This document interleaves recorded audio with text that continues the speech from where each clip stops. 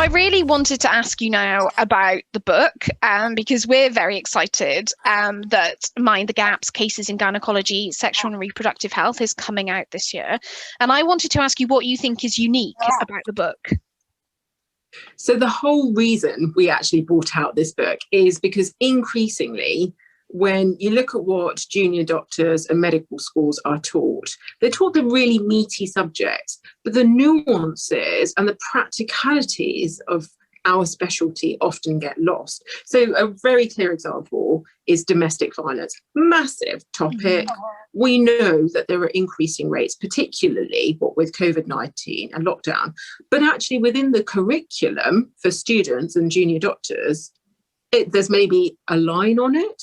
So often students and doctors don't know how to deal with domestic violence, even if it's sitting there in front of them. So it's about tackling those often uncomfortable, difficult to handle, common subjects that we just don't have enough information about. And it's not just for doctors. I'm often asked by midwives, nurses, physiotherapists. These are meaty things that everybody working in the healthcare sector will come across, but it's knowing what to do with that you often don't have information or help around. So that was the actual reason for bringing together a book. And there were so many topics, we actually had to kind of limit the number that we were able to put in. So the more we thought about it, the more we wanted to add in, I have to say. So this is going to make my next question probably really quite difficult for you.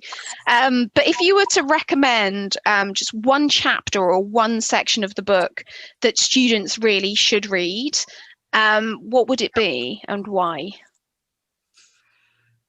That is really tough, but I would have to go with the chapter on infections, because they're so easy to treat.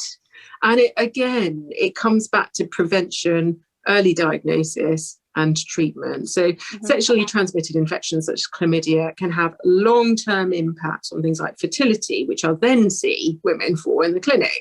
So actually, in the 21st century, being able to diagnose and treat basic infections, to me, is a no-brainer.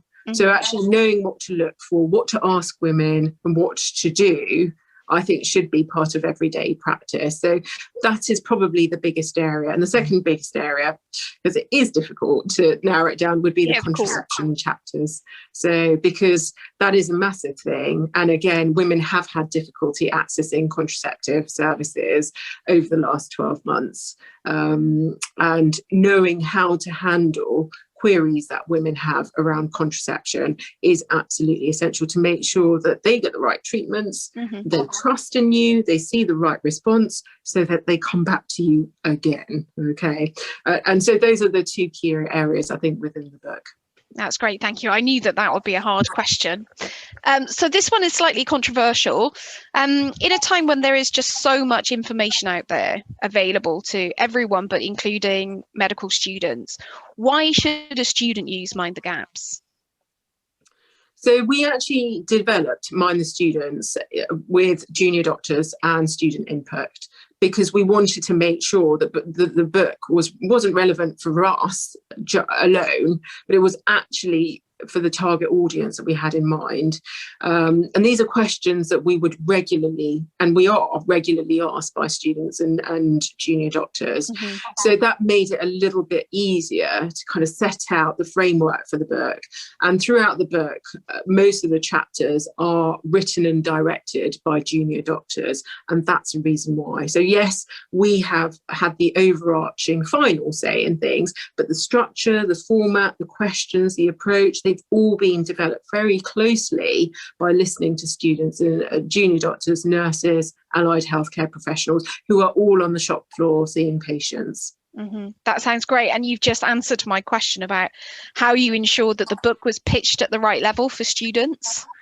Yeah, so absolutely, that's absolutely key. And I think just looking at what's out there, the experience that I've had with student authors on Crash Course and consulting and speaking to and getting reviews from students and junior doctors have made sure that this book is practical enough to be relevant for today's healthcare professional. So not just doctors, but the nurses and the midwives who often come across questions around contraception and chlamydia and fertility, really.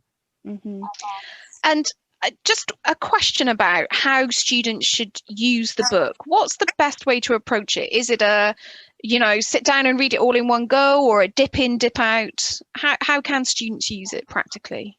So this is what's so unique about this book, actually. Most of the books that I've been involved in the past are just structured around a curriculum, but there are two ways to approach this book. Yes, on a Sunday afternoon with a coffee, by all means, sit down and go from top to bottom, that's fine.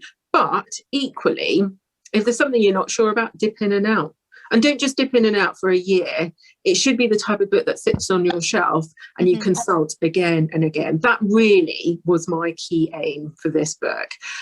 So it will take you through not just your undergraduate years and your training years, but it's something that you'll go back to again and again to make sure you've got the basics of the approaches to some of the common subjects that you come across. So it's a good investment then in your... I hope so. Not that I'm biased, obviously, but... Well, Shree, I wanted to really, before I thank you, because we've come really to the end of our questions, but just wanted to ask if you had anything else that you wanted to add, any more advice that you could give to medical students out there, or any more advice to specifically female medical students?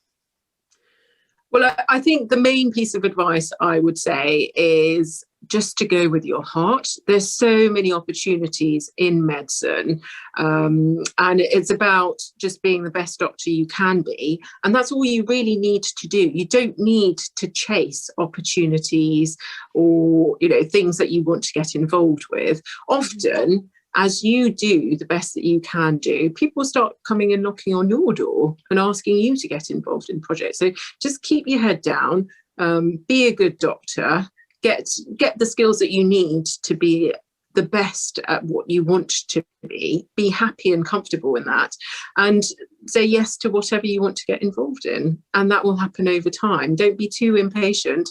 It will come. And when it comes, you may find that you have too much opportunity, if nothing else. So yeah, just enjoy the ride. It's an amazing journey, and it is much more than being just a job. Often you forget the impact that you can have on someone, but people are trusting their lives to us.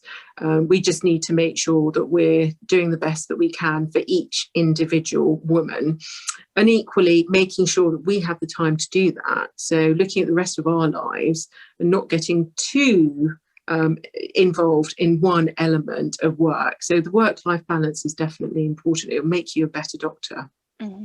That's great. So it just really leaves me to say thank you ever so much for your time. It's been a pleasure to talk to you today, and good luck with Mind the Gaps.